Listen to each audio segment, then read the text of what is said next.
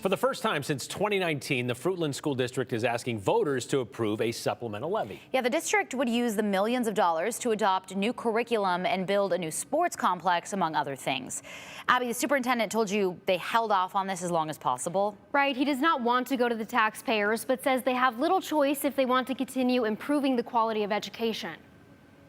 Is that 90 degrees? Kids don't hate math. They hate being confused. A motto 7th grade Fruitland teacher Jairus Lewis adopted this year. Kind of changing that vibe of I hate math, I'm not good at math, I've never been good at math, to okay, maybe I'm not so bad at math. Oh. Lewis does things a bit differently in her classroom since she's piloting a new math curriculum. Substitute 45 for X. The same curriculum the district hopes to adopt in every grade. Prior to this, we had our elementary had their curriculum, our middle school had a curriculum, and our high school had a curriculum. Some of them are pretty old. None of them really have a digital component. The district would pay for the upgrade with a $1.5 million supplemental levy on the ballot this May.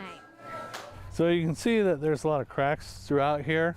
Superintendent Stoney Winston says the 2-year levy would also help them replace the high school track and football field, pay for new band equipment, and eventually overhaul the English curriculum. Districts can teach what they want as long as it meets Idaho standards, a state Winston says that doesn't help pay for curriculum in most cases. You'd have to use discretionary funds. Lately, Winston says they've had to spend their funds to maintain special education. I wanted to make sure that we're making positive changes and going forward and doing the best for kids. So that's the question, is what we're doing right now the best for kids? And I don't believe that it was. If the levy passes, taxpayers would pay roughly $91 per $100,000 of taxable assessed value, but that number could drop to as low as $7 to $12, just depending on how much money the district gets from the state school facilities fund this fall.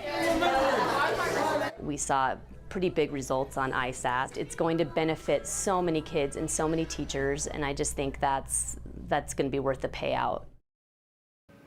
Again, this is a temporary levy, so it needs 50% plus 1 vote to pass. And I did want to mention Fruitland is one of roughly a dozen school districts in southwest Idaho going out for a bond or levy this election. We've already covered several, including Parma, Middleton, and Filer. And of course, you can find those stories on our website, ktvb.com. Morgan and Brian. Yeah, this happens every single year. By the way, we are working on our 2025 voter guide to help everyone make informed decisions that will be up on our website soon.